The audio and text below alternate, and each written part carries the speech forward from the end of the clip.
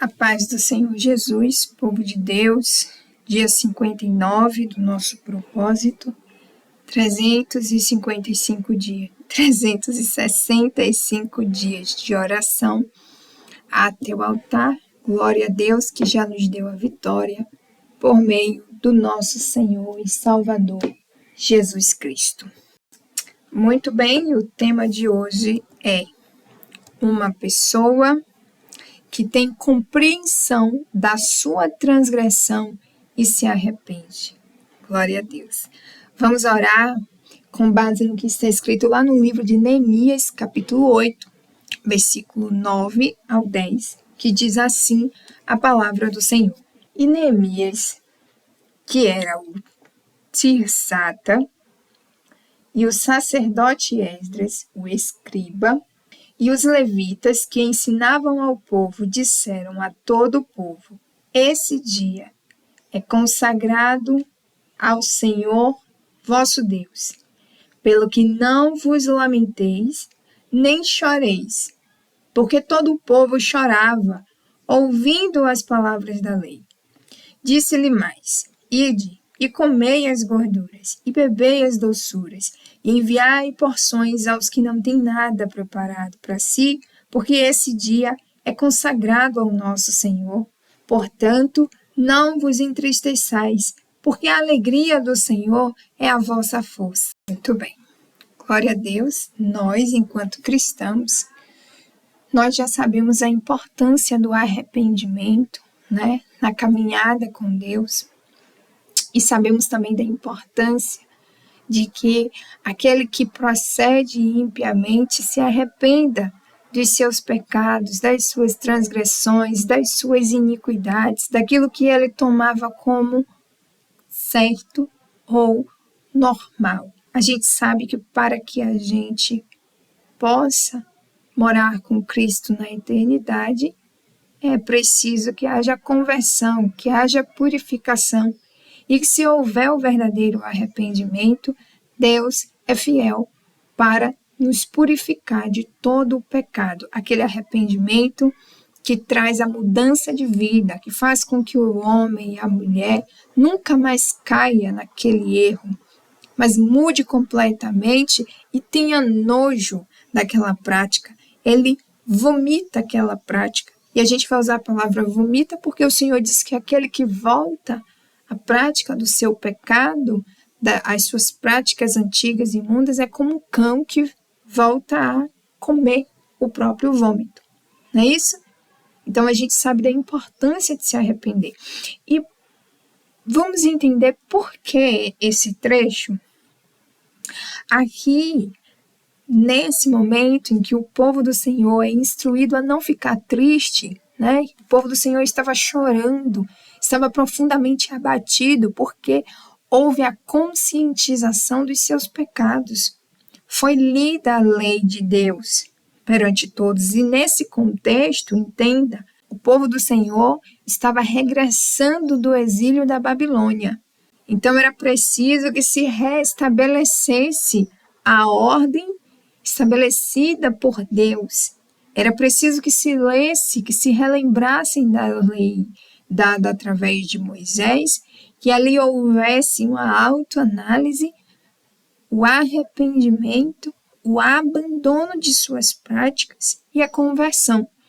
Por isso o povo chorava, porque o povo teve a compreensão dos seus erros, a compreensão dos seus pecados.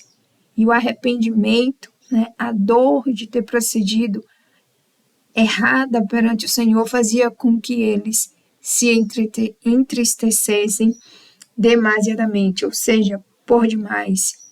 Só que a Bíblia diz que a tristeza segundo Deus, a tristeza que vem do Espírito do Senhor, ela produz salvação. Ela é diferente da tristeza promovida segundo o mundo, que é para a morte. Então, quando eles foram instruídos a não ficarem tristes, porque aquele dia era um dia de alegria, é que houve salvação. Aonde há arrependimento, há salvação. Então era dia de festa no céu. E aí quando o homem de Deus diz que a alegria do Senhor é a força daquele povo, ainda que eles estivessem tristes, ainda que eles estivessem abatidos pela consciência dos seus pecados, o céu estava em festa. O Senhor estava feliz com o retorno do seu povo, né, com a compreensão do seu povo e arrependimento das suas transgressões.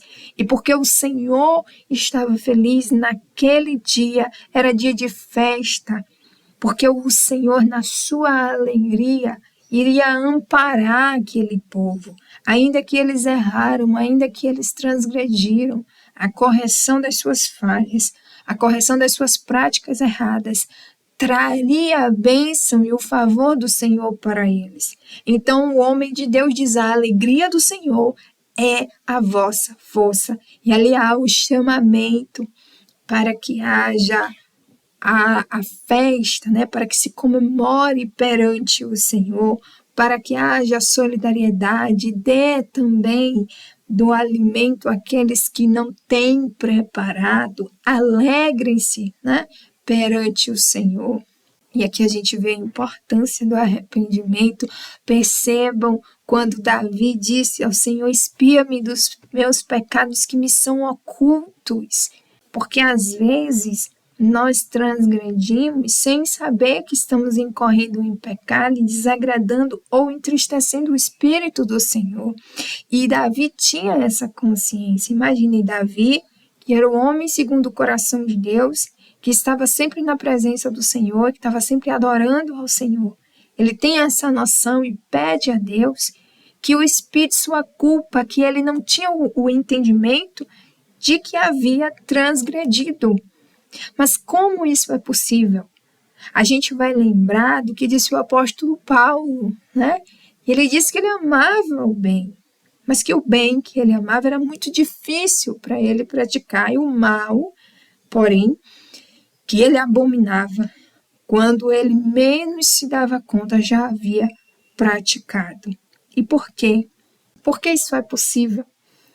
Porque a nossa natureza, ela foi inclinada para o pecado quando houve aquela primeira transgressão lá no Jardim do Éden.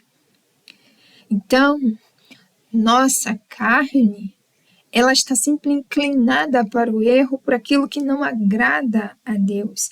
E se o indivíduo, por alguma circunstância, dominado pelo pecado, erra, ele o fez por causa do pecado nele, porque há o domínio da carne nele, o que não é impossível de acontecer, ainda que você esteja na presença do Senhor.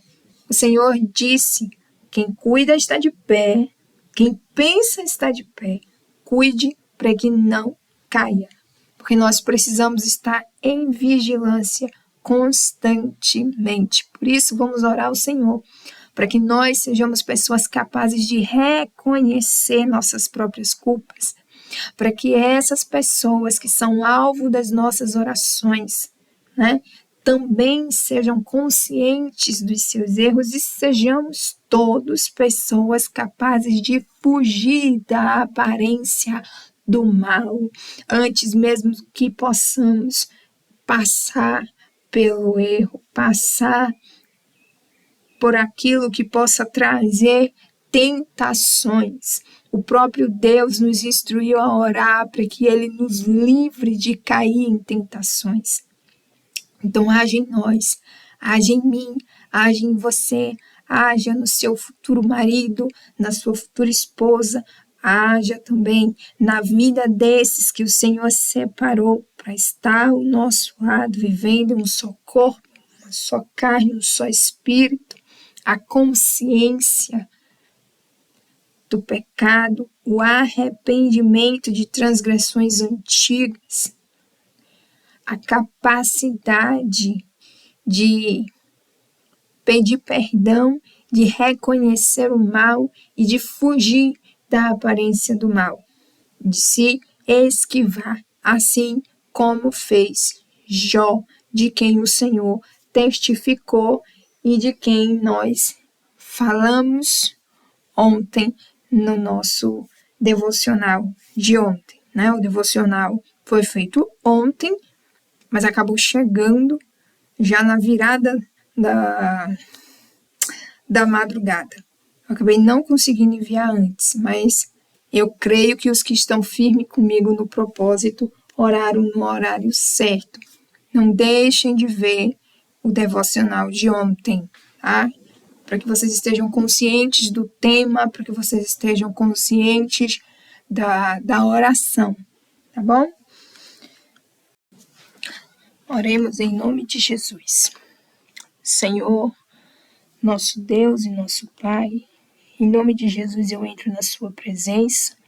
Nós oramos nesse momento, por amor de Ti, por amor da sua palavra, para que o Teu Espírito derrame o quebrantamento sobre cada uma dessas pessoas que são alvo das nossas orações.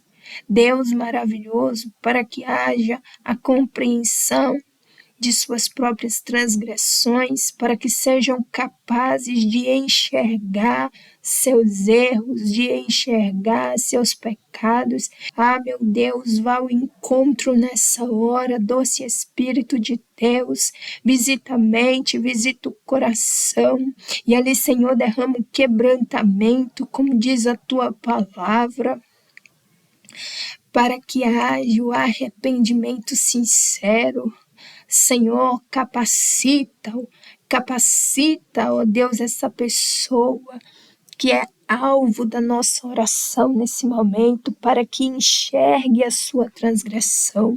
Meu Deus, capacita essa pessoa para que se arrependa. Ah, meu Deus, manifesta agora o arrependimento em tempo oportuno, para que haja salvação, para que haja transformação. Em nome de Jesus, manifesta agora de cada uma dessas pessoas que são alvo das nossas orações. Senhor, visita, entra na casa, vai aonde está essa pessoa, meu Deus, e começa a transformar agora. Opera metanoia, que é a mudança de mente, opera a transformação na mente dessa pessoa. Meu Deus, opera a transformação no querer, no fazer, no ser. E ali, Senhor, dá a consciência do pecado. E ali, Espírito Santo de Deus, move o teu quebrantamento, o quebrantamento que produz salvação, o quebrantamento que produz justiça, o quebrantamento que produz vida. Entra, Senhor, com cura da alma, do caráter. Entra, meu Deus, com transformação da mente. Entra, Senhor, com libertação em cada uma dessas pessoas que são alvo das nossas orações. Pai, faça isso, Deus maravilhoso, porque Tu és perfeito, Tu és o Rei dos Reis, Tu és aquele que nos dá a vitória, Tu és o Deus que ouve a oração que é feita no secreto, e é o Deus que honra publicamente. Pai, vai lançando por terra toda obra contrária, toda palavra contrária à nossa busca, lança por terra toda palavra contrária ao nosso direito, lança por terra, Senhor, toda petição contrária ao nosso direito perante o Senhor. Meu Deus, não atenda o pedido dos nossos inimigos, porque a Tua palavra diz que também o diabo se colocava perante o Senhor assim como os homens do Senhor para pedir, e muitas vezes pedir contra o seu povo, assim como fez acerca de Jó, aonde ele procurou manchar o caráter, a reputação de um homem cuja reputação era inquestionável perante o Senhor. Por isso, meu Deus, nós te pedimos nesse momento, anula, invalida toda a petição dos nossos inimigos e nos dê a vitória nesse instante. Deus, Tu és perfeito e és maravilhoso. Entra com bênção, Pai. Entra com transformação, entra com renovo na nossa causa, nas nossas vidas. Cada uma dessas pessoas que são alvo das nossas orações, que o Senhor já sabe quem é. Pai, é isso que nós te pedimos e te agradecemos. Louvado e exaltado o Teu nome santo. Glória ao Pai, glória ao Filho E glória ao Espírito Santo de Deus, que graças a Deus já nos deu a vitória, por meio do nosso Senhor e Salvador Jesus Cristo. A vitória é nossa, em nome de Jesus. A vitória é nossa, em nome de Jesus. E a vitória é nossa, em nome de Jesus. Amém.